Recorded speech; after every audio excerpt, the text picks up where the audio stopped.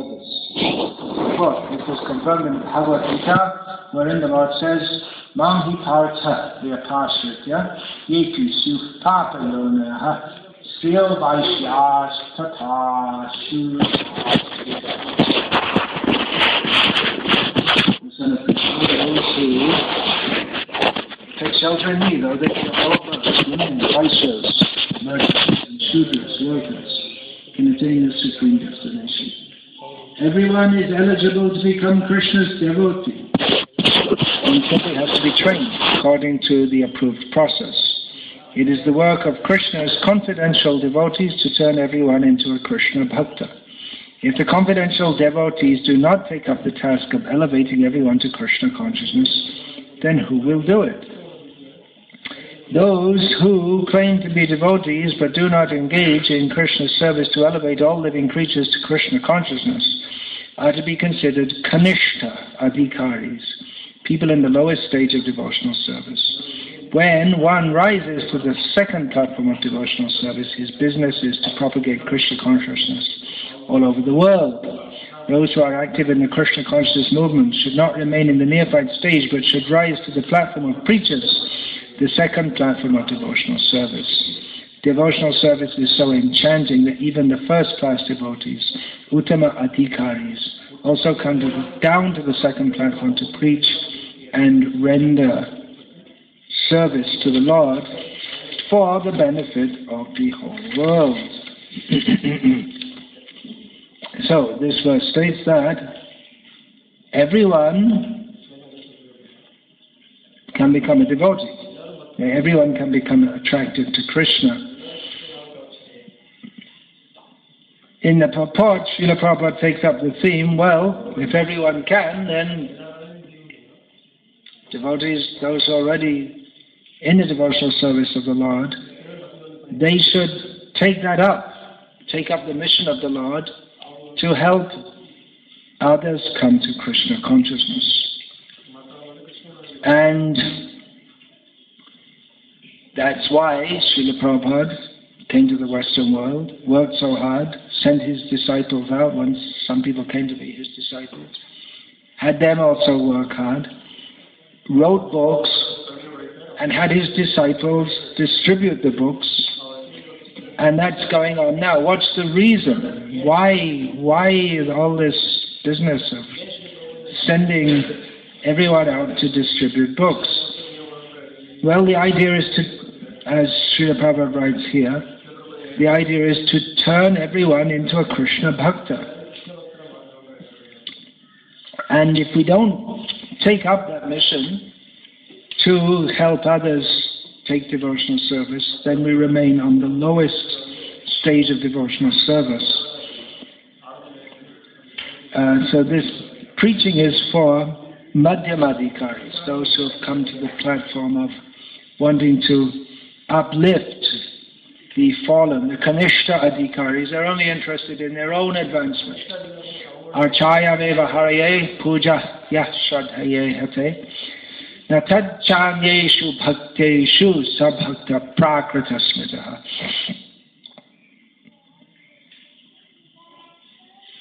They're devotees but with a material conception. They think it's me and I do my puja and I'm happy and that's all. And the madhyamadhikari devotee, Ishvaretad adhineshu balisheshu dvishachucha prema maitri kripopeksha yakaroti samadhyama. A person who is a madhyamadhikari devotee, he sees there's God and he loves them. There are devotees and he's friendly with them. There are the innocent and he's merciful to them. And the envious and he avoids them. So as Prabhupada writes in this purport, if the confidential devotees do not take up the task of elevating everyone to Krishna consciousness, then who will do it? The neophyte devotees aren't going to do it. And you may say, well, the confidential devotees, they're so confidential that Bhagavad Bhava, they see everyone Sarva Bhuteshu Yapashed Bhagavad Bhavavatmanaha Bhuteshu Bhagavati Atman Bhagavati Uttama. The topmost devotee sees everyone's a devotee. They're all devotees. He doesn't see they are non-devotees. So Srila Prabhupada writes here in this purport that this devotional service of bringing others to Krishna consciousness is so enchanting that even the topmost devotees come down to the second platform to preach and render this service to the Lord. So that's why the books are being distributed. And we may send out devotees who we may think, well, they're just quite low level, not very advanced. This is meant for confidential devotees to preach like this. But those who take up this Sankirtan mission, by the very fact of doing that, they come to a better level. Of course, in a neophyte stage, one may distribute these books and be thinking about, well, anyway, I'm doing it, not exactly sure why, but anyway, or some idea of being seen as a better top devotee, better book distributor than others, or maybe dovetailing some propensity for salesmanship or whatever. But whatever motives one may have, mixed motives, by doing this, then Krishna blesses us, and we have to pray to Krishna to distribute these books. And one comes to a better level of devotional service. One becomes advanced by distributing these books. So why are we distributing these books? So that people can become devotees by reading them. And the immediate answer, why are you giving people books? Well, the obvious thing is so that they can read them. That's the obvious thing. If you give someone some fruit, the idea is that they can eat it. So it's an obvious thing, so they can read it. And by reading, they'll get knowledge of Krishna and the inspiration to be Krishna conscious. We're also supposed to read the books ourselves. It's almost absurd if we're going to so much effort to distribute the books so that others can read them and we don't read them ourselves. We should read them more than others. Otherwise, why are we working so hard? That means we're so inspired that others will read the books, then we ourselves should be most inspired. And if we do read the books, then we become more inspired to distribute them. Sometimes Srila Prabhupada, he mentioned that because Prabhupada had pushed his disciples so much to distribute the books, but he sometimes lamented almost that my disciples are working so hard that they're distributing the books, and he was pleased with that, but they're not reading the books. And Srila Prabhupada would often give impromptu tests to his disciples and ask them, what is that verse? Or ask them some philosophical question. And Prabhupada could understand that whether or not devotees were reading the books. It wasn't, of course, often, more than anyone who traveled with Srila Prabhupada was Pradyumna, who Srila Prabhupada called Panditji. And often when he was there, devotees would expect him to quote the verse or whatever, but Prabhupada made it clear it wasn't just meant for him. In fact, anyone who, especially those who have this string on their shoulder and are called Brahmins, they should know the books. Srila Prabhupada said that devotees, his disciples should know the books just like a lawyer knows his books. The lawyer, he has to know what's in the books very well, otherwise he can't practice as a lawyer. You can't be a lawyer if you just have a library, or if you might be a legal books salesman. Even then you have to have some knowledge of what's in the books. But to practice as a lawyer, you have to know what's in the books. And how do you know what's in the books? You have to read them. And you have to read them very carefully. To be a lawyer, it's not just a matter of reading it. as some kind of entertainment. Most of the books, it seems nowadays, that are written, they're written as some kind of entertainment, silly novels, biographies, and maybe semi-educational, education in useless things. But the idea is all these magazines, newspapers even, it's some kind of entertainment. But a technical manual or a legal book or a book on medicines, you have to read it very carefully and understand it very well. Otherwise you can't be successful as a lawyer, and you can't be a doctor unless you really understand what's in the book. So Srila Prabhupada, he also said that we shouldn't just read the books, but we should study them and try to understand, scrutinizing them. These are the words he used. Scrutinize, study them scrutinizingly. And if we do that, we'll find that how rich they are. Even though Srila Prabhupada wrote, in a manner, his linguistic style was very simple. But the depth, in every line, we can't find the bottom. Just like if you go to Naimisharanya, there's the Chakra Tirtha. There's a well of, you know about that? It's so deep. How deep is it? It's unfathomable. You can't find the bottom, that's the literal meaning of unfathomable. So everything in these books is so deep, and you can relate everything.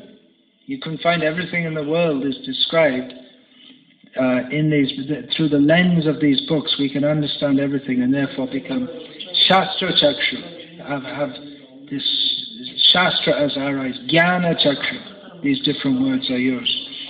Pashanti Jnana Chakshusha. Ukramantam sthitam vapi bhunjanam va gunanvitam. Vimura nanu pashanti. Pashanti Jnana Chakshusha. That word, the eye of knowledge. One who has the eye of knowledge, he can see, he can understand how a living being is going from one body to another and so-called enjoying and suffering in different bodies under the modes of nature. But a foolish person who doesn't have the eye of knowledge cannot see this. So these books give us the eye of knowledge, and we want to give that to others, which Srila Prabhupada wants these books widely distributed. So we make the effort to pass them out. The main factor in passing out these books, what's the technique? What does it do? Well, what do we have to do to distribute the books? What do you say to people? Well, what we say to people is important, but most important is our own appreciation of the books and the knowledge in them. And that will be communicated to others. People will pick up on that. If they otherwise, they may just think we're some book salesman. You're going in the trains distributing books. There's so many people selling so many things on the trains, but obviously it's a business, and they don't claim it to be. It's understood it's a business. Whether they're selling. What do they sell? All kinds of trinkets and food items. Sometimes they sell books, magazines, more likely. So why should people be interested in some philosophical books? They're there. They want on the train. They want something. If at all they want anything to read, on the train it's for time pass. I don't know if you say that in Tamil. You say that also? Yeah, actually you don't say it in English. It's some kind of concocted English which has entered Indian languages. So for passing the time. But something heavy, philosophical, people in general don't want that. They're lazy. That's one of the symptoms of Kali Yuga. People are lazy. There's mental laziness also, where you just don't want to you don't time your mind because it's too much effort. There's physical laziness. Just like you might not, I don't want to walk 1 kilometer. I take a taxi. Just laziness. You can walk 1 kilometer easily and no hurry, but you're just, so it's physical laziness. But there's also mental laziness. You might have experienced, if you go back to those horrible days at school, I don't know if you've experienced something horrible, but there may be some mathematics problem. And you know, if you apply your mind to it, you can solve it, but it's a lot of work and you just don't feel like doing it. You know, you really have to think. So, don't want to do it. Then you have to do it. Yeah. So there's mental laziness also. Or maybe some difficult passage in some writing, and you could try and understand it, but you just don't bother. Why? Because it's an effort. It's an effort to apply the mind to try to understand. Srila Prabhupada said we should try to understand, scrutinize, understand from all different angles of vision. But we may mostly people don't want to do that. They don't want to apply their mind to some heavy philosophy.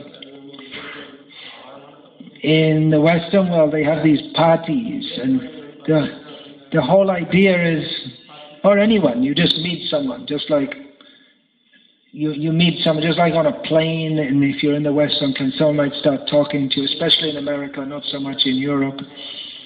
They just start talking to you, and it's time pass, but they don't want to have a heavy discussion. It might be intellectual, but not really heavy. They don't want any heavy discussion. But it's heavy. Guru. Srila Prabhupada's books are none different from him. They're guru. They're heavy. So people, they're not likely to want this, but it's the devotee who is a heavy person. He himself is heavy with knowledge and bright with knowledge. He wants to communicate that to others. His desire has to be stronger than the desire of the non-devotee who doesn't want to take the book. Desire is very powerful. As Krishna states in Bhagavad Gita, that Indriyani pranyahur, Indriyebhya parang manaha manasastu parabudhe, yobudhe paratastu saha. There's the platform of the senses, the platform of the senses, physical senses, the platform of the mental platform, the intellectual platform. And highest of all, or strongest of all, is the platform of desire. Desire is so strong it can even control Krishna. The desire of the devotees can overwhelm even the desire of Krishna. The desire of the devotees to glorify the Supreme Lord can overwhelm the desire of the Lord to hide His glories, as we find sometimes in the pastimes of Chaitanya Mahaprabhu.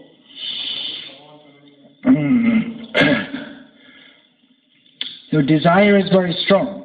The kamis, some of them, they have this idea, if you just desire something, you can get it. If you just sit at home and desire to be a billionaire, you can get it. Well, it doesn't work like that. Some effort has to be there also. And some eligibility also. But there's so many books, beginning with this Think and Grow Rich by Napoleon Hill, which is all based on, after that there have been dozens of books based on the idea. You have to fix your desire. And then, what? Then, based on that desire, you can be what you desire. Actually, that's our philosophy also. You become what you desire. Of course, it's a lot more complex than just desiring, but it begins with desire. So the desire of the devotee is very strong because he sees that people are suffering without knowledge of Krishna, and he knows that these books can bring them to Krishna. This is the best way to bring them to Krishna. So his desire to give them to the non-devotee is very strong. Of course, it's not that every non-devotee takes a book. You can't force them. They have to be somewhat pious or somewhat interested in some way or other. There has to be some spark. But the devotee, those who are not so interested, then Krishna gives the intelligence to the devotee to say the right thing at the right time to the right person. So it just inspires them to take that book. And those who are reading the books, they can, then they become in touch with Krishna, who is manifested. Not only Krishna, but all the great personalities. Srila Prabhupada writes in the first canto of Bhagavatam about Narad Muni. He says, who has so kindly manifested himself in the pages of the Bhagavatam. You remember reading that? It's quite an amazing statement. He's here. Prabhupada, obviously, when he was writing this was at Radha Damodar temple in Vrindavan before he came to the West. He experienced that Narad Muni is present here. And he made that point. He wrote it down. Narad Muni is present in this, right here, in the pages, in the text and in the purport. He's personally present. So devotee connects with this, knowing that these people, in one sense, they're not really qualified. Who's qualified? Who's qualified for these books? Paramahamsa. This Srimad Bhagavatam is meant for the Paramahamsas. Paramahamsa Sanghita. Yasmin Paramahamsam. Egamamalam Jnanam Parangiyate. The knowledge in here is meant for the Paramahamsas. And most people, they are like crows. If you want to sell a lot of books, really a lot of books, then you bring some pornographic book. People, they like it. Of course, they might be embarrassed to buy it in front of anyone else. But people, they're more interested. On the internet, I'm told, the most popular thing is pornography, not Krishna. So people are interested in garbage, vaya samtirtham. People are interested in books and whatever else is all filthy, because they're like crows. And these books are meant for Paramahamsas. So the effort is there to take the crow-like people to the platform of Paramahamsas. That's possible by the mercy of Chaitanya Mahaprabhu. So Srila Prabhupada said that the books are the basis of our movement in so many ways. The basis of the preaching, the basis of everything we do, the basis of our own devotional life. We can have a big temple, big beautiful temple, but if the basis, well, let's take this two ways. One thing is a building. You have a big building, but it looks very good, but if the foundation isn't strong, it'll fall down very soon. There may be very elaborately painted murals on the walls, but it all crumble and crack very soon if the foundation is not strong. So in the same way, we can have very beautiful temple, but if the foundation, its temple is built out of bhakti, but if it's bhakti to, say, Sai Baba, then it's all useless. Sometimes we see these temples are built, and you see some temple, oh, that looks very nice. What is that temple? Oh, Sai Baba temple. Then you don't want to go in. You think, oh, it looks very nice. I should go to that temple and visit, because it's built so nicely. But it's with Sai Baba. The basis is completely useless, worse than useless. So why we're doing all this? The people are building temples out of a Sai Baba Dhamma means they're building it out of a perverted reflection of actual bhakti. So it's not real bhakti. So it's not the building itself. The building should be a manifestation of actual bhakti. And that actual bhakti is communicated to the world by Krishna through the Vedic literature.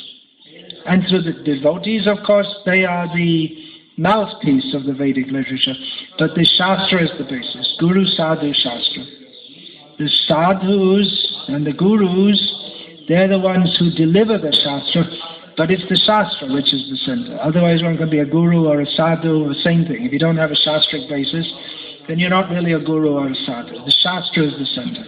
We can understand who is an actual sadhu throughout all the ages, because they all say the same thing. All the real sadhus, they all say the same thing, which is the message of the Shastra. It doesn't change. So books are the base. Knowledge is the basis. The knowledge of the Vedas, which is manifested at the present time in the world, primarily through the books of Srila Prabhupada, which you're all working so hard to distribute. Books are the basis, particularly Srila Prabhupada's books, but there should be so many other books produced also, but all on the basis of what has been given to us in Srila Prabhupada's books. Some people have this idea that, well, we shouldn't write any more books. Prabhupada's books are enough. But rather the opposite. There should be millions of books written, because that is natural that a devotee, when he gets his knowledge, he wants to glorify it and expand it. So there may be so many books written, but the benchmark or the basis, the standard, is the knowledge that we get in Srila Prabhupada's books.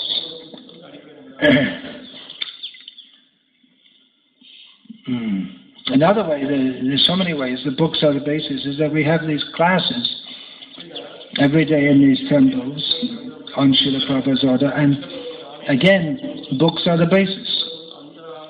Srila Prabhupada's books. We should speak on following what is in those books, not anything else. That is our standard. We may say so many things, but it all has to be clearly on the basis of what we've received in those books. If it's something different, it's bogus. Must be following. So this point should be understood by all members of Srila Prabhupada's International Society for Krishna Consciousness. Unless we keep the knowledge we've received in Srila Prabhupada's books very clearly and strongly in the center of our lives and of our movement, then it won't be on a strong basis. Then things will become shaky.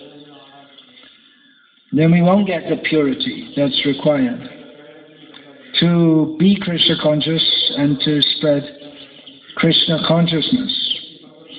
Another way the books are the basis is even economically. Srila Prabhupada, when he first came to America, came with 40 rupees of non-convertible money, and in other words, he had no money. He came with nothing. But from the early days, he was pushing his disciples to distribute books. When they didn't have any money and they didn't have any clue how they could distribute these books, Srila Prabhupada, he made an order with this Dai Nippon company, but they wouldn't print small orders, so Prabhupada agreed to take big orders. And then he forced all the temples to take more and more magazines. You have to take 500. How can we distribute 500? They had no idea how they're going to distribute them. Prabhupada said, no, you have to take them and you have to pay for them. And you'll get money also. And they did. In 1968, Prabhupada, when there were about New Vrindavan consisted of about 3 devotees and some wild land and some old shack in the wilds of West Virginia. Srila Prabhupada, I've just been reading this, Srila Prabhupada said there should be 7 temples on 7 hills. You will require millions of dollars. And then millions of dollars, they didn't even think in terms of thousands of dollars, and not even, hardly even hundreds. For the $100, they even noted, the Hayagriva noted that one of his friends visited and gave a $200 donation, which for them at the time, $200 was spectacular. So Srila Prabhupada, he knew the value of money. And he wanted to generate it, and he did generate it by this book distribution. You can see many times Srila Prabhupada, in India, people were wondering, where did you get so much money from? From there, we're selling our books every day, $60,000 worth of whatever books, and people could hardly believe it. We ourselves could hardly believe it. That, for instance, there was one book printing, they printed 2 million books in one printing run, 1 million Bhagavad Gitas, and it took 2 trainloads of paper to print the books. They were printed in America. And then after a few months, they had to reprint them all again. And devotees were getting prizes from the printing awards and all this. And they were also, the airport authorities were trying to kick the devotees out, and devotees, they became expert in legal matters, so much so even the lawyers respected their opinions, the devotees, they were so expert in this particular field that even the lawyers would listen to them, what they had to say. They became so expert. So from a bunch of hippies, practically Prabhupada, by pushing this preaching and book distribution, he made devotees expert in all kinds of things, in art, in book production, in book distribution, in legal matters, in all kinds of things. And he generated lots of money, which Prabhupada is very expert in this. And he saw, okay, now we want to develop India. India, people are not interested. At that time, people weren't interested. That's why he went to America. But he saw the spark that in India people can become interested. But they're a bit dull at the present time. They need something to wake them up. So big temples. If there are big temples, that will wake them up. They'll see there's something. At that time, no one was building temples in India. I remember when I first came. The only temples that were being built were Bila temples. And Bila's company, they built temples. And this way they managed to, because they built it with their own company, and this way they managed to, by getting some tax relief or something like this, instead of spending the money on taxes, they spend the money on temples, something like that. There's some piety there also. And temples would take years and years to build because they were running, anyway, I don't know, some financial arrangement. But there wasn't interest in temples. But Srila Prabhupada recreated that. So Srila Prabhupada had so many amazing plans, and the book distribution was at the heart of it. And of course it wasn't just economic. Srila Prabhupada, he put so much effort personally into printing the books. He wanted the paintings done. He gave the details of how the paintings should be done. He said the paintings will sell the books. You show the paintings and you can sell the books on the basis of that. So here in India now the movement's become well established, and we're building big temples, and it is possible to preach even without emphasizing the books. But we should always remember, because ISKCON has some kind of name, and largely due to the efforts of ISKCON, people of the present generation are interested, many of them are interested in religious life or spiritual life, which they were going away from it by the 1950s and 60s. So it's possible to set oneself up as a preacher and make some followers and this and that. But Again, we have to remember the books are the basis. It's not simply if someone has some effusive personality and can gather people around him, but they have to give them the knowledge that's in the books. It's not a matter of setting ourselves up to be some kind of guru, but rather we have to live according to the books and preach according to the books and see that others are also imbibing this knowledge. Srila Prabhupada spoke so much that we want to create a class of brahmanas. So that means they should understand what is in these books. Sometimes of course he said different things at different times. At one time he said there should be continuous classes going on in the temples, 5 or 6 classes a day. Now we got down to 1 practically in most temples. Srila Prabhupada actually made it 2, the minimum, but there can be more. And not necessarily just for the newer devotees also. They have to learn. Now we know everything. But these so-called senior devotees, well, we're all very new. We also need to become absorbed in this hearing and chanting. We're talking a lot about books today, but kirtan, that should also... We need so many hours in the day. We need to do so much kirtan, so much study, hearing, and distributing. Now you're on a book distribution, you've been on a book distribution marathon.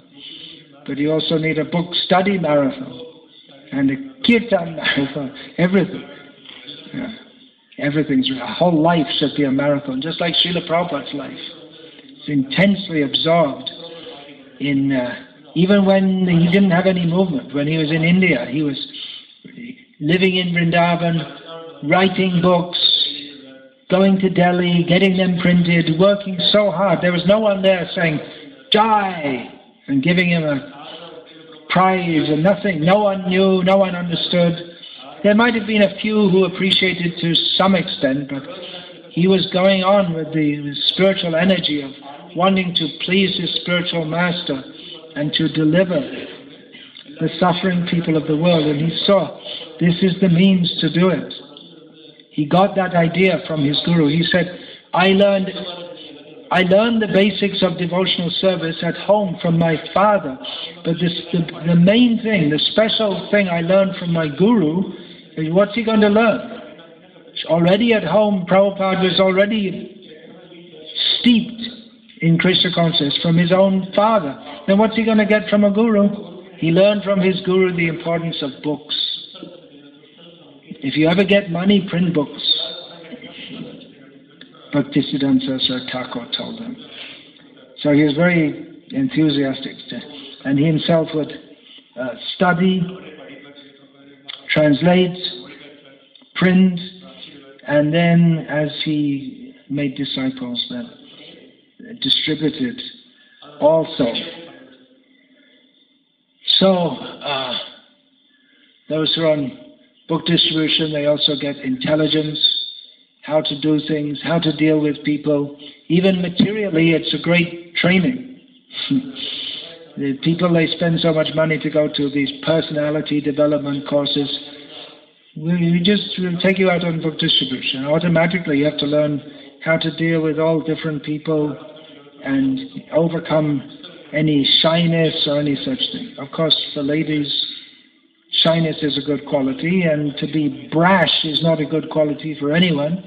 But in preaching, one has to be confident, and that confidence comes from the confidence of knowing that I am charged to act as an instrument in the hands of Srila Prabhupada and the Acharyas. Now these books are the basis. Srila Prabhupada wrote that in at least 2 letters.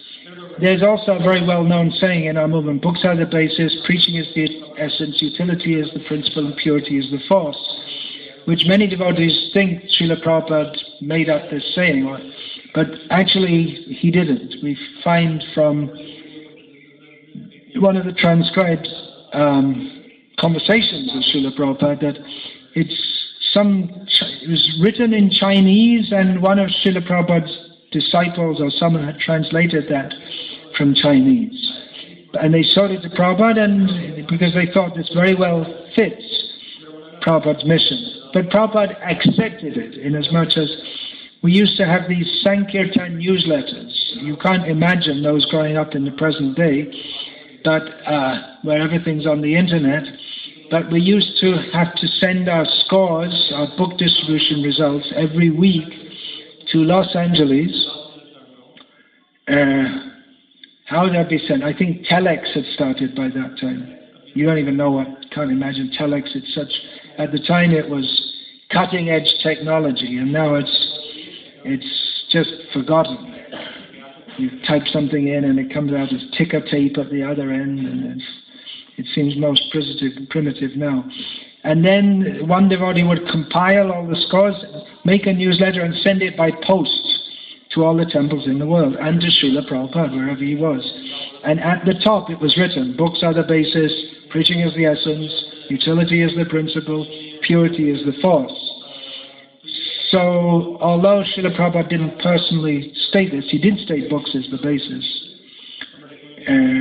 And in various ways, in various of his Bhaktivedanta purports, he did, and letters, he also, maybe not in exactly those words, said that preaching is the essence. But he didn't coin this saying, but he accepted it because it was there and on the Sankirtan newsletter every week, and used to be every week, not every month.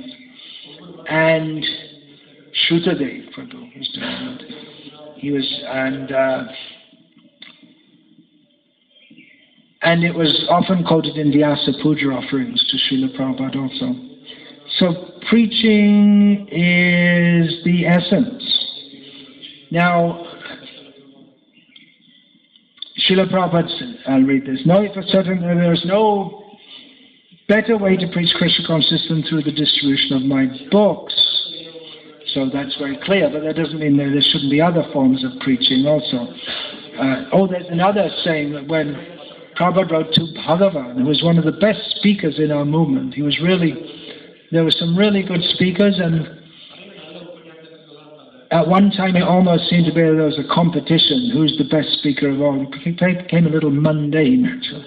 But Bhagavan was one of the best, Hridayananda was one of the best, Harikesh was good, Rameshwar not so scholarly maybe, but very inspired way of speaking, because it's just after Prabhupada passed away, he had all the 11 Vyasa sons, and each morning in the Mayapur festival they'd all give a class, and who can outdo who's the best of all. So Bhagavan was a very, very empowered speaker. But Prabhupada wrote a letter to him that what will your 2-minute speaking do? Better they take a book.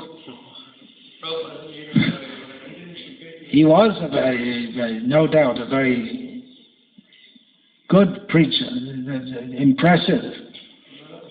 The person will hear and go away, but if they take a book with him, he is eternally benefited. So those books, they go into people's homes, and then Prabhupada's speaking to them. He's a better preacher than you and me, or all of us put together.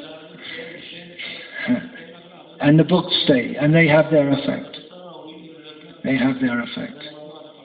Srila Prabhupada said that time, during the time of Srila Prabhupada's preaching pastimes, from 1965 to 1977, the world was divided politically between the communists and the capitalists.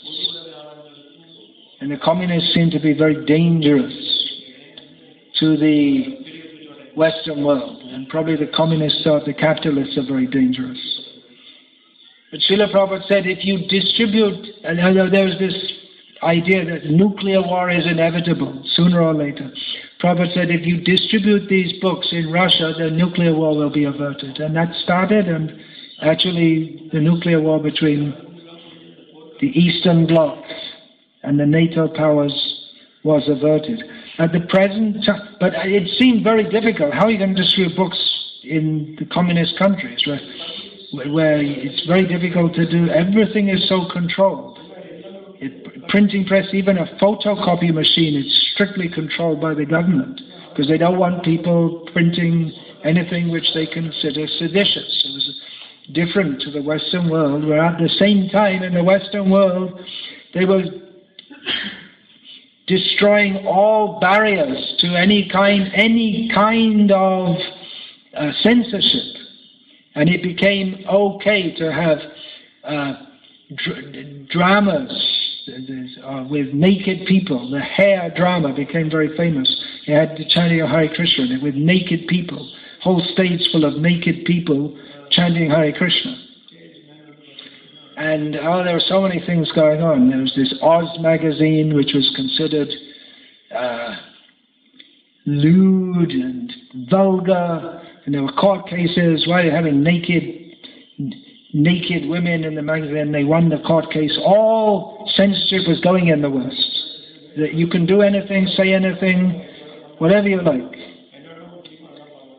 But in the communist world, it was very restricted. So it seemed almost impossible to print any books, and you couldn't go and preach there. It's very dangerous. So how can we distribute books? Somehow or other devotees found a way to do it. So at the present time, the world is again divided. You might have thought, oh, now the communist era is over, so we can all live together in peace, happily, and there'll be McDonald's in Moscow, which there is, and everything will be wonderful. But then, material nature doesn't let us live so peacefully. Now the world is being divided between what they call Islamism and the rest. So what's the solution? Distribute Prabhupada's books in the Muslim countries.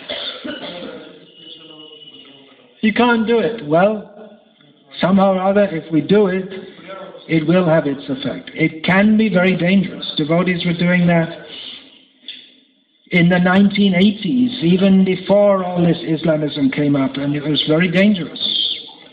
Several times they just escaped with their life, so to speak. But guess what? There is the Internet. The Internet reaches everywhere. Of course, it could be blocked in different countries. But we should find the ways and means to distribute these books in the Islamic world and everywhere, in the Hindu world, everything, whatever. Distribute these books and preach in various ways. There are so many ways to preach. Public programs you've been doing. I didn't have any this time. Maybe next time I come, you can have. And you can go on and do house programs. Great way of preaching. Chaitanya Mahaprabhu's original process.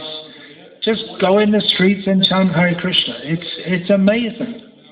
You capture everyone's attention because no one does anything like that. And people become purified just by hearing it. And if we go on just going out regularly chanting, definitely people will change and the world will change. Somehow or other, our movement not exactly forgot it, but in the beginning, before the big push for book distribution, devotees, they used to go out all day, every day, chanting Hare Krishna in the streets of the Western world. And then the book distribution came, and now that's become an oddity. But actually we should do, and if we do a side-by-side with book distribution. Back to Godhead, Srila Prabhupada very much wanted. There's so many plans Prabhupada had for preach. He wanted to preach to intellectuals. He told Tamal Krishna, you preach to the class, I'll preach to the mass. Sorry, you preach to the mass, I'll preach to the class. so many things. Prabhupada made this Bhaktivedanta Swami Charity Trust for reviving the holy places connected with Chaitanya Mahaprabhu and his pastimes. Prasadam distribution, Srila Prabhupada wanted. If we find so many quotes Prabhupada gave about prasadam distribution, generally he'll say we should go on with kirtan also. Kirtan and prasad, very powerful programs. We can't imagine just giving people some prasad. The effect of it, especially if it's done repeatedly, changes the consciousness of people. Preaching is the essence. Means that our whole movement is meant for preaching. Otherwise there's no need of building a big temple. But what for? So that people will come, and when they come, they should get Krishna consciousness. It's not, of course, many people may come and go, but we want that they'll not just come and go. They'll take a book, they'll get preached to. Mostly, when we have these big temples, people mostly come and they see and they go. But the real function or the utility of it will be is that if we can interact as far as possible with everyone. There should be devotees who are speaking to the people who are coming, making personal contact with them. Means so much to people if there's some personal contact with them. So much work to do, preaching. In the schools, very, very powerful. If they get it in the childhood, then it will mean a lot to them. And our devotees going in the schools, they do change people's lives. So many times we heard that devotees going in the schools here, in this area and in other parts, and so many people, they decide, okay, now we're going to become vegetarian. I mean, that's a big change in the people's life. The kids decide. The farm I'm staying at, the grandson got the Bhagavad Gita, 12 years old. Now he's vegetarian. So it's influencing people's life. Of course, our aim is not just to make people vegetarian. There's a lot more, but they're making it is influencing their life. And why they become vegetarian? Because of Bhagavad Gita. Because the devotees came. It makes it. If our devotees go and they're actually grave with spiritual knowledge, heavy with spiritual knowledge, and bright with spiritual effulgence, people notice. Some people are very dull, of course, and they don't notice, but many people do. So that's Chaitanya Mahaprabhu, his teaching, which Srila Prabhupada quoted so many times. There's so many verses in Chaitanya Charitamrita. The two that I didn't make any count, but I would surmise that the two that Prabhupada quoted most of all was Jive Sarup Hoy Krishna Nityadas, just the first line. He rarely quoted the second line. Every living being by constitution is the servant of Krishna eternally. And the other one, Jare Deko Tare Kaha Krishna Upadesh Amar Agya Guru Hoya Taro Edesh. Wherever you go, whoever you meet, speak to them the teachings of Krishna. In this way become a guru and deliver. So Srila Prabhupada saw that as the essence of Chaitanya Mahaprabhu's teachings and of a whole movement. Srila Prabhupada would also quote his own Guru Maharaj, Prana Chaita Shehetu Pracha. Who has got life, he can preach. This is actually referring, if we see the whole poem, to the Vrajavasis, or the pure devotees. Because they have real life, therefore they preach. So one who has got life, who's got essence. Essence also means light. They can preach. And even if we're very dull or on the neophyte platform, we get light by going. We become enlightened, and others also become enlightened. It's the life. It's the life of all knowledge. Vidyavadhu Jivanam. This Sankirtan movement is in poetic language. It's the life of all transcendental knowledge. Often devotees will say, well, I read the books but I can't remember. So what's the answer? There you preach. You make notes of what you wrote, and then you find someone and you speak with them. Then you'll remember. If we speak it, then we'll remember it. And if we read it, then definitely want to communicate that to others. It automatically comes. Oh, read this, I read this. I want to tell that to others. So those who've got light, they can preach. On the other hand, if we don't preach, then we won't get any light. We'll become dull. You may say, what about the poor pujari? Well, he should also preach and know that he's also part of the preaching movement. You can be a pujari just in your home and dress the deities, but this is for bringing others to Krishna, attracting others to Krishna.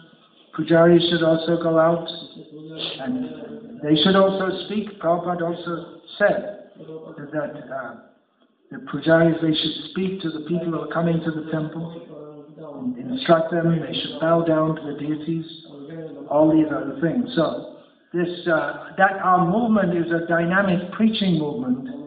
It really makes ISKCON what it is. If ISKCON's not a preaching movement, if it's just a temple movement where people come for darshan, or a fund collecting movement, or a kirtan mela movement, or a japa retreat movement, there may be so many aspects to this movement, but without the thrust to make the effort to bring people to Krishna, it's not really ISKCON. It's not Prabhupada's movement. Unless we are concerned to bring others and train them. They may say, well, what about the farms? What are you going to do in the farms? Well, the preaching is, especially for the cities, the farms are preaching by demonstration, how people can live very simply. I've just been going through some of Prabhupada's courses. Very, very clear about this. He's saying that the cities, there's no need to live in the city. The only reason to live in the city is to preach. Otherwise, everyone should go to the farm. Live simply and chant Hare Krishna. Why live in this city, hellish life? So that's another way we have to preach, because we have so many devotees. They're attached to the city life for no particular.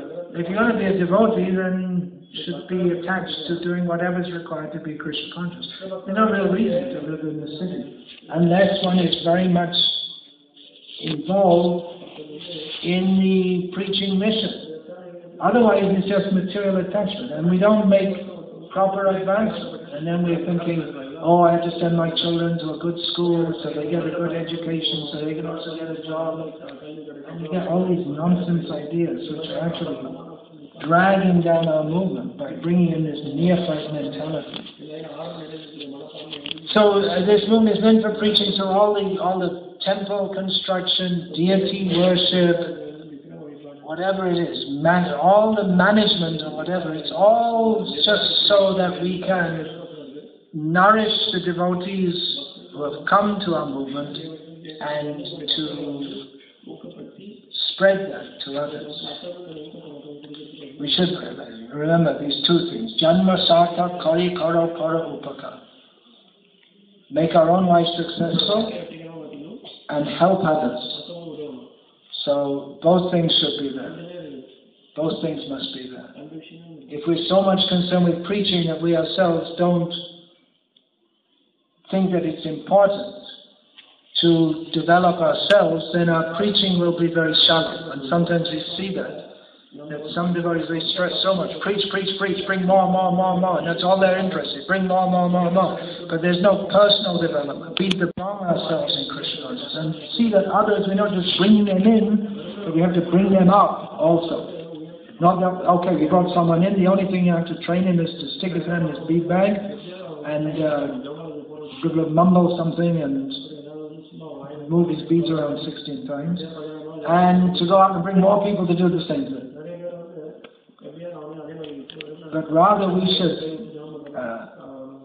train people, bring them up, so they become strong, and then in Krishna consciousness. They can help others to come in and be strong also. It's not just a numbers game. Okay, utility is the principle. This is summarized in Srila Prabhupada's often stated, do the needful, whatever is necessary for spreading Krishna consciousness. When Srila Prabhupada came to the West, he saw the situation is very different to in India, which is why one reason he was able to be successful, one major reason, is because he was able to adjust to the circumstances. And if he had insisted that everyone just practice Krishna consciousness in the way that it was practiced in India, in the way that he was used to it, then it wouldn't have been possible. Srila Prabhupada made adjustments. He was prepared to do whatever was required.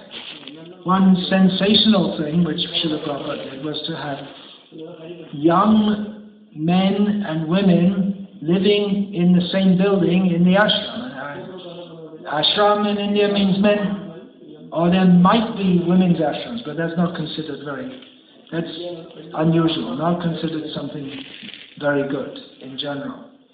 But to have them live, of course, not in the same room, but Srila Prabhupada saw that was necessary for spreading Krishna consciousness. So he did it.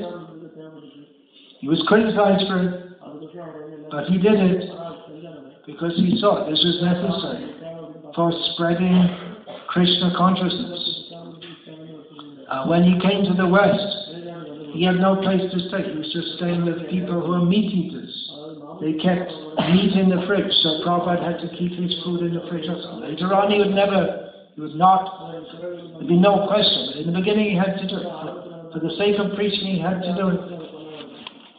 Even when he was pushing Harikesh, you must go to Russia and preach. He didn't want to go. He was making so many excuses. Ultimately he said, there's nothing to eat except meat. And Prabhupada said, then you eat meat, but you have to go and preach. Actually, when he went, there was, what was there? There was this hard rice was there, and plenty of milk products, but not much in the line of the Vaishnava vegetarian diet. But meat, there was plenty. But the Srila Prabhupada, even going to South Africa when Prabhupada went, because they had a very strict policy at that time. They didn't very much like the Hare Krishna movement. So Prabhupada, he was prepared, if necessary, I'll put on his shirt and pants to go. Otherwise he went everywhere as a devotee, in devotee clothes. He said, if necessary, I can change also. I know how to wear it. He used to wear in his business clothes, which at that time, in the 1930s, 1940s, it was very uncommon for people to wear such Western clothing. But Prabhupada did. And he was prepared to do it. Ultimately, he didn't have to do so. The devotees accompanying him did. But he himself went in his devotional clothes. The point is that he's prepared to do whatever is required for the sake of preaching Krishna consciousness. Even wearing a watch. In those days, when I came to India, most people didn't have watches. And it was considered a very luxurious item to have a watch. And Prabhupada was sannyasi wearing a watch. The sannyasis, they didn't wear shoes. Most people didn't wear shoes. They didn't wear watches. Prabhupada wore a watch. What kind of sannyasi is that? Regulate his time. He didn't want to waste a moment. Or is that Avyartha Kala, one of the symptoms of a devotee on the level of path? He doesn't want to waste a moment. We're over time for the lecture. I'll just push on. So do whatever is required. One of Srila Bhakti Saraswati Thakur's disciples, it was Janmashtami. He was sent away. You have to go and arrange some program. He was in Mayapur. Go immediately to Mathura and arrange, we're going to go there and do some program. One thing, you don't travel on Janmashtami. And if he's going to travel already, he was weak, he had been sick, so then give him food to eat. He's not supposed to eat, he's not supposed to listen to it, immediately go. We told him, do it. If you need to eat, okay, eat, give him food. So, practical. When preaching is highlighted, then we may do things which we would ordinarily not do. But we shouldn't use it as an excuse. It's not that preaching should be some excuse to do whatever we want to do. Just like I said, you have a watch. Okay, we can have a watch, and we can have a car, and we can have all kinds of facilities. But we shouldn't try to amass facilities in the name of preaching. Actually, we're attached to the facilities. That's why it's very good here. You're going to build a beautiful temple for Radha Gokulam, and then the brahmacharis, they will live simply, no electricity. Just to remember, everything is for him. There'll be millions of dollars spent for Krishna. And for ourselves, just whatever is required. Maybe even cutting down, living austerely, not opulent. Opulence we can accept for Krishna, as Krishna's service, but not for our own sake. Then purity is the force. The word force has various meanings. One thing is that we can force someone to do something, but we can't force anyone to be Krishna conscious.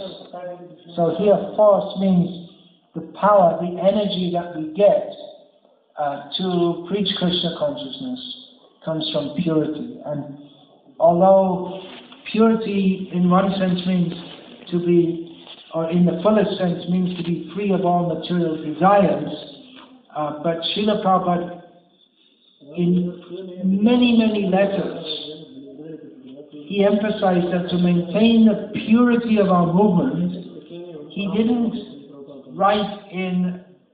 give a very vague instruction, something like, well, everyone should be free from lust, greed, anger, but he gave the practical prescription.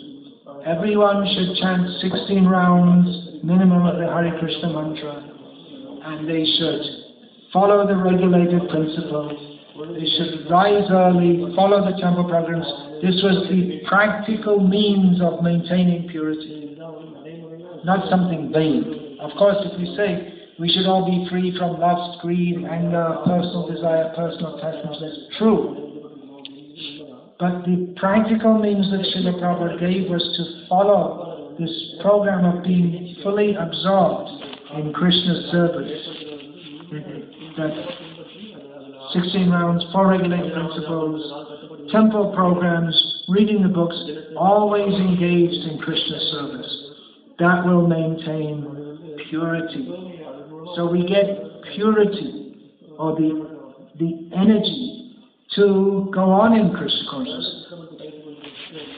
I just got a letter written to me. It's quite a common thing. More or less they ask questions, why do people fall away? Prabhupada would answer this. If you don't follow all of this, then you must fall down. You may say, well, that's what you're falling down from.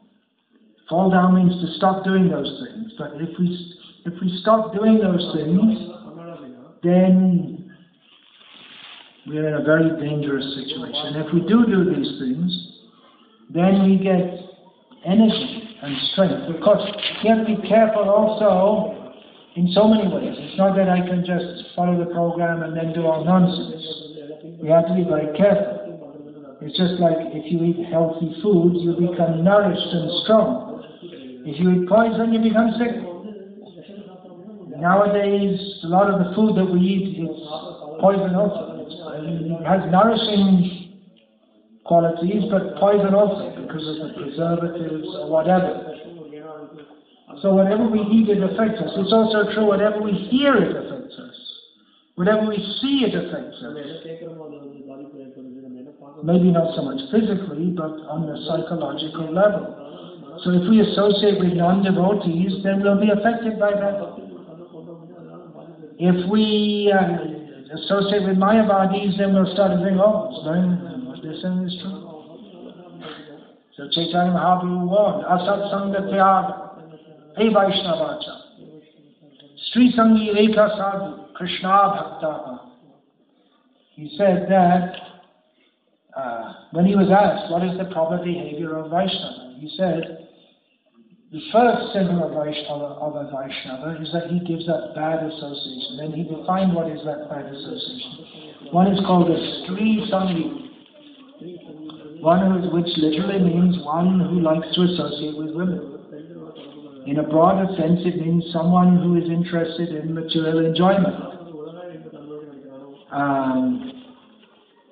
And then Krishna, someone who is dedicatedly not a devotee of Krishna.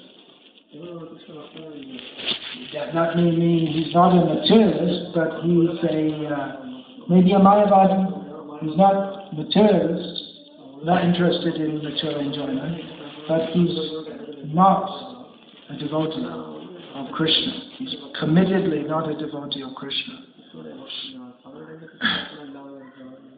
So to remain strong, we have to not associate with Stri, or the principle of increasing our material enjoyment, or even with people who are interested in them.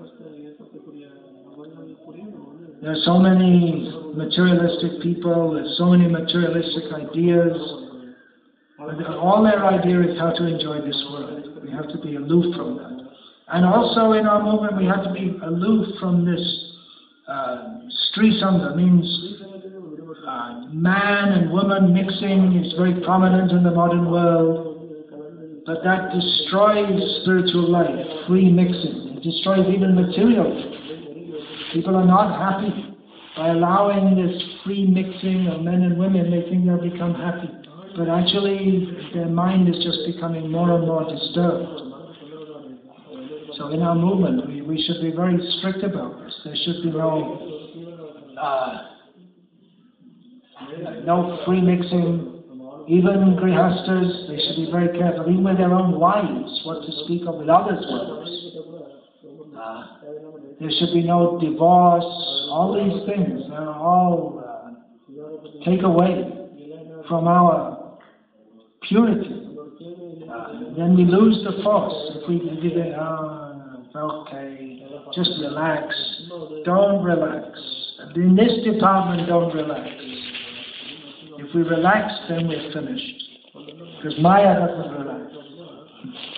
We may think, I'll just take a break. Maya doesn't think I'm going to take a break. She thinks, oh, he's taking a break. Very good. Now's my time.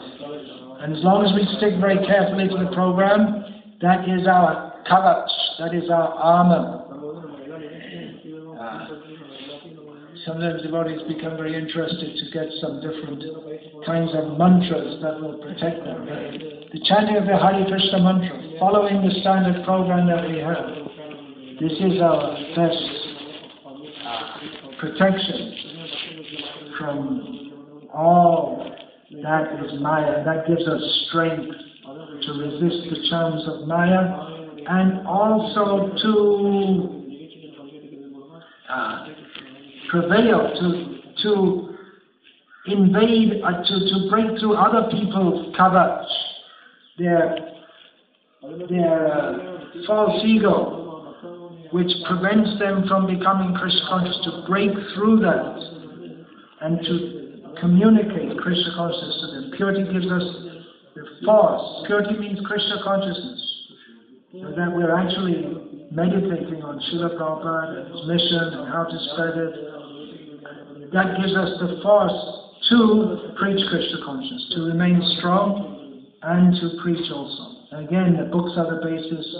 So if we're reading, that will help us very much. Chanting, associating with devotees, meditating on how to spread this movement, we get spiritual strength by the grace of Krishna. Otherwise,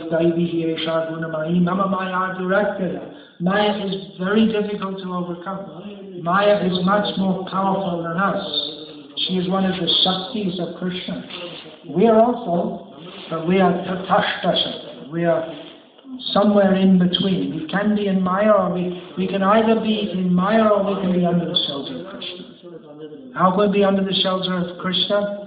Mahatmanastu mam bharata daivim prakriti mashitaha bhajanjananya manaso gyatva bhutadinavayam. We can be under the shelter of Krishna if we are always engaged in service to Krishna, with mind fixed on Krishna, knowing Krishna to be supreme. So in these two conditions is encapsulated that we should always be engaged and our mind should be fixed and we should know what we're doing, why we're doing it. And then Krishna helps us. Krishna helps us to overcome the great force of Maya. So purity is the force. Again, we don't have the force of armies and billions, trillions of dollars. We don't have that kind of material force. But we have a mission to conquer the world. And then how are we going to conquer the world? We have no bombs.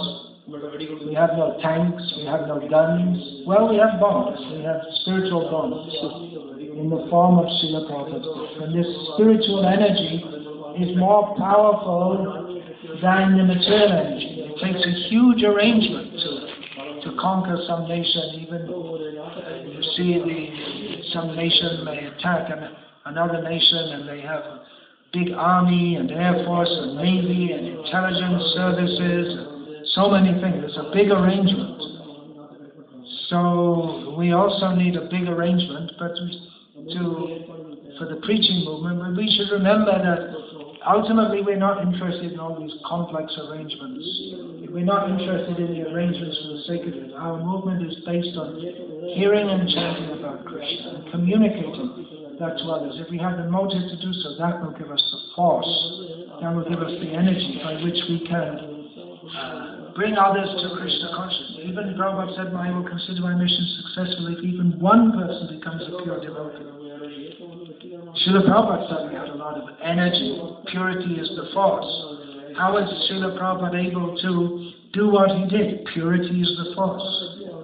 He was completely absorbed in pleasing his spiritual master, in pleasing Krishna. And he gave his heart to Krishna, and Krishna gave him that power, that energy. It's reciprocal. And the basis is love. Our basis is not power. It's not like we don't want to be like Hiranyakashipu, trying to get some power so we can conquer others. But our force comes from purity, which comes from humility. And of course, we have to work hard and try our best. It's not just a matter of sitting down and being pure. Of course, even that can help. Even our chanting in the temple, where only our own devotees are here, that also helps to purify the atmosphere of the world.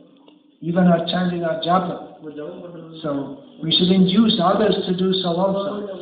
But also induce them to do so on the platform of pure devotion to Krishna. We don't want to spread mixed devotion. We want to spread pure devotional service. So people understand we're doing this for the pleasure of Krishna. And chanting is for what? First thing, Cheto Darpana Marjana, cleaning the heart. So we can offer our heart ultimately to Krishna, pure heart. So everyone in this movement, we're all meant to become pure devotees. Books are the basis. We get the guidance to do so from Srila Prabhupada's books. We have to distribute the books. Some devotees are doing very outstanding service. Actually, whatever anyone does in this miserable material world, especially in this miserable Kali Yuga, is outstanding. Even the most neophyte devotee is better situated than even some great jnani. Krishna says, Bahunam Janmanam De Jnanavan Mam Prabhajate Vasudeva Sarvamiti Samahatma Sadolagaha. One may be a great jnani, but after many lifetimes of being a great jnani, he can surrender to Krishna. But a neophyte devotee, he may not be very austere or learned, but he surrenders to Krishna, means he's already ahead of the great jnani. He already came to that point. So even the most neophyte devotees are better situated than the best of non-devotees. Every devotee is recognized by Krishna. So everyone can try in their own way. We know the story of Lord Ram building the bridge to Lanka. All the monkeys are going and bringing huge rocks, and The squirrel is pushing a little sand into the water. What is the sand going to help? But Lord Ram appreciated it. So not everyone's going to be a big rock carrier who can bring the biggest rock and throw in the water. But whatever we do, that will be appreciated. If we can carry a rock, then carry a rock. Don't just push some sand in the water. But if due to our circumstances or whatever, we can just push some sand, if we do that sincerely, then Lord Ram will be satisfied. And there are so many monkeys who are throwing rocks, but the squirrel is famous up to the present day. He became better known because Lord Ram appreciated it. So we should all contribute in whatever way we can. If we can't be a big, powerful monkey serving Lord Rama, then we can be a squirrel, but don't be mediocre. Do whatever we can. That will be appreciated. Hare Krishna. I'm over time. All glories to His Divine Grace, Srila Prabhupada. Hare Krishna. Any questions?